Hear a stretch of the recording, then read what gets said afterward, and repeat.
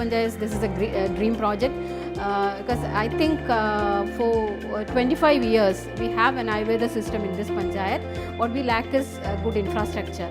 അത് മാത്രമല്ല പല ഇടം വെള്ളം കെട്ടി നിൽക്കുന്ന സ്ഥലത്ത് ഇൻ്റർലോക്കാണ് നമ്മുടെ ചില വാർഡുകളിൽ ചെയ്തത് ഈ ഫണ്ട് ഉപയോഗിച്ച്. പിന്നെ സൈഡ് വാൾ കെട്ടിയിട്ടുണ്ട്. Our dream is to improve our PHC. The Gram Panchayat project and state help is there to improve all the institutions. But the main problem was the lack of space, and this was solved by this project. It was very helpful. എല്ലാ ഫെസിലിറ്റിയും ഉണ്ട്. TV, computer, cooler, പിന്നെ current, വൈദ്യുതി, വെള്ളം, water.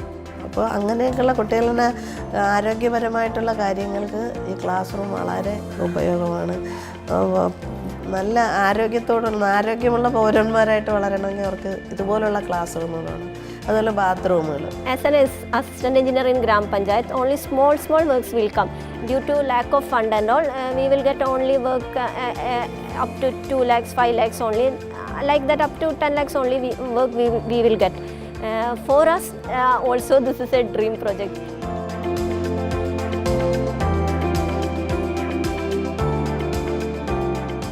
Thaddesa Mithram, literally meaning Friends of Local Bodies, was envisioned as a project to empower people living in panchayats and municipalities across Kerala to power and realize their own dreams. In 2011, when the World Bank supported project began, Kerala had already pioneered a 15-year-long journey of devolving power to local people and elected leaders to shape their own lives, futures, and communities. The Kerala government took a bold decision to give 35% of its state development budget to local governments so they could implement their own development priorities. What made this journey all the more powerful and unique was that it was people-driven and highly participatory in nature under what came to be popularly known as the People's Plan campaign, mobilizing more than 3 million people in bottom-up development planning. Kerala opted for an unorthodox route to decentralization, which we call Big Bang. So in a space of 5-6 months, a lot of powers, resources, they were given to local governments. So they learned by doing. And Kerala had a homegrown model of decentralization. This investment and a head start had created the enabling conditions and set the stage for further strengthening and deepening of decentralization. Because of the 15 years of experience which Kerala local bodies had in creating their own budgets, having their own standing committees, having their sub-plans, implementing the local fund audit which does audit of all the panchayats, they were ready for this challenge. So when this project has come up with almost like $260 million, we were very bullish. Since we went for a Big Bang, we reversed a lot of things. We'll give them powers, but then build capacity. We will then give them money, then set up systems. So one big challenge was institutionalization of this. If institutionalization was the overarching need, improved service delivery was the main end goal of Thaddesa Mithram, or the Kerala Local Government Service Delivery Project, to be brought about through 5 project components or pillars: strengthening financial and accounting systems based on performance, building human and institutional capacity, addressing social vulnerability, mainstreaming gender, and protecting the environment.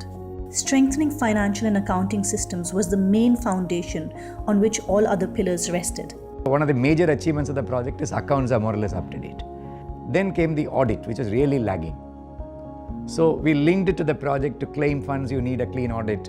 Then the audit to be completed within a reasonable time.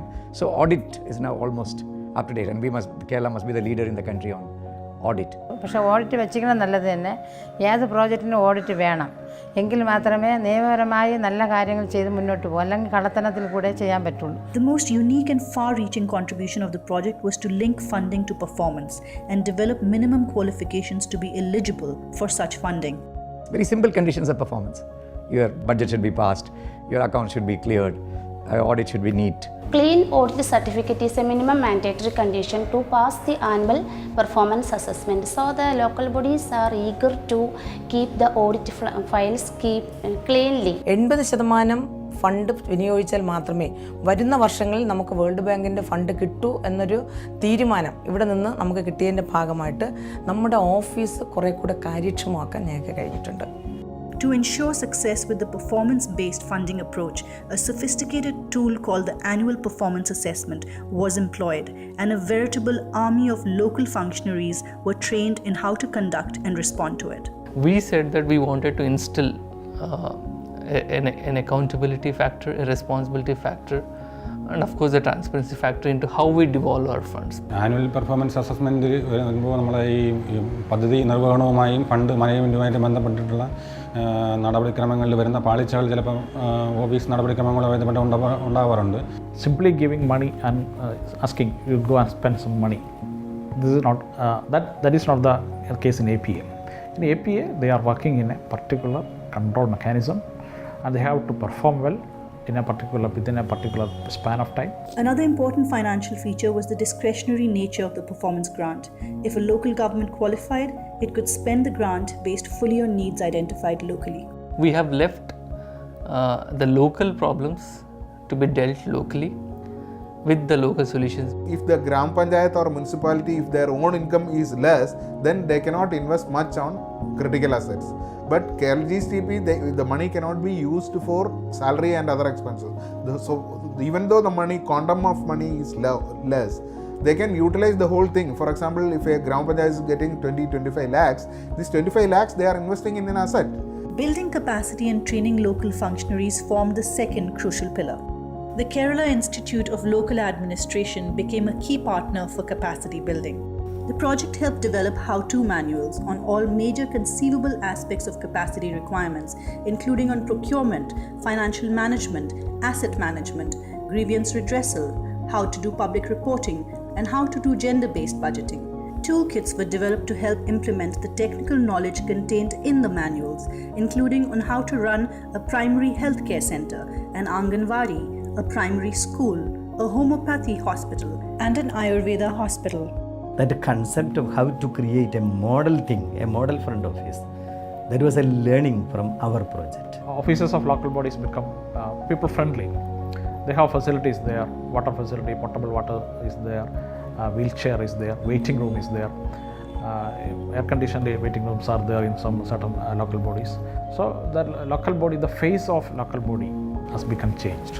The third pillar of the project helped address social vulnerability, enhance social accountability, empowerment, and systems development. 60 of the most backward local governments in Kerala were identified after rigorous assessments and provided one-time assistance of 2 crore rupees to address structural gaps in infrastructure and service delivery. That is one thing which has created the most important social dividend. Of the 252 assets and projects completed in these backward local bodies, almost 150 were hospitals, schools, Anganwadis and roads. In Ottur, a backward Gram Panchayat located an hour away from Trivandrum, they were able to build 5 smart classrooms in 2 schools, construct a hospital building which would facilitate palliative care, and reconstruct a road which connects 2 important panchayats and provides a shortcut to Trivandrum city. വികസനപരമായി പിന്നോക്കം നിൽക്കുന്ന പഞ്ചായത്തുകളെ മുൻനിരയിലേക്ക് കൊണ്ടുവരുന്നതിനാണ് ഗ്രാമപഞ്ചായത്തിന് performance ഗ്രാൻറ്റുകൾ ഉപയോഗിച്ച് നമ്മൾ പണികൾ ഏറ്റെടുത്ത് നടപ്പിലാക്കി വരുന്നത്. Many times they were not able to get a single source of fund in a single tranche. But what happened here, we gave the fund in single tranche, and that was for them it was a very big blessing.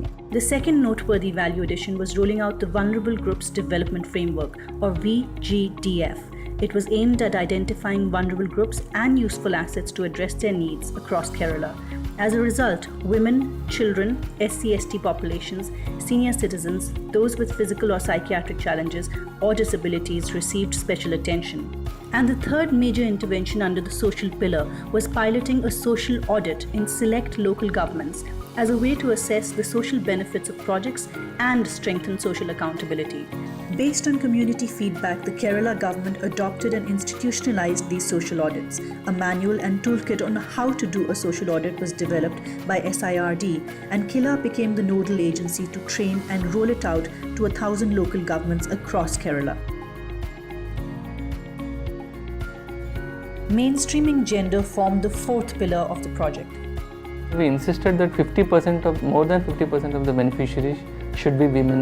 All the local governments were asked to prepare gender plans based on the World Bank guidelines of how to do gender-based budgeting. people have become aware that these are the gender specific projects and these are not. Addressing gender-based violence through certain projects also became a key focus area. For example, installation of the surveillance cameras in different, maybe on a bus stand or a bus shelter or a public area or a a market. So there are certain proactive local bodies which really implemented such kind of projects, and the monitoring is also done by the police department. Qualitative collaboration with the Social Justice Department also helped link women social protection officers to some local bodies. Projects also supported increased accommodation facilities, legal assistance, livelihood generation, regular medical camps, and self-protection programs for violence victims. The final but crucial project component was on environmental safeguards and compliance. When we do a project, naturally there will be some disruption and all that. Therefore, this has to be minimized and mitigated. Many of these projects had no ESMF clearance, whether it can be in terms of CRZ or whether in terms of wetland, whether in terms of paddy land or ecologically sensitive areas. They were the strict no-no, and we have not given any sanction to them. As part of the project's entire Environment and Social Management Framework, or ESMF, an environment audit was also introduced for the first time. Training was provided on how to do such an audit to help assess that all projects had correctly followed the environment and compliance procedures in letter and spirit. Through the project, we were able to implement certain systems, certain culture, like the environmental compliance should be a part of any project which is funded from any sources. That legacy we are leaving behind.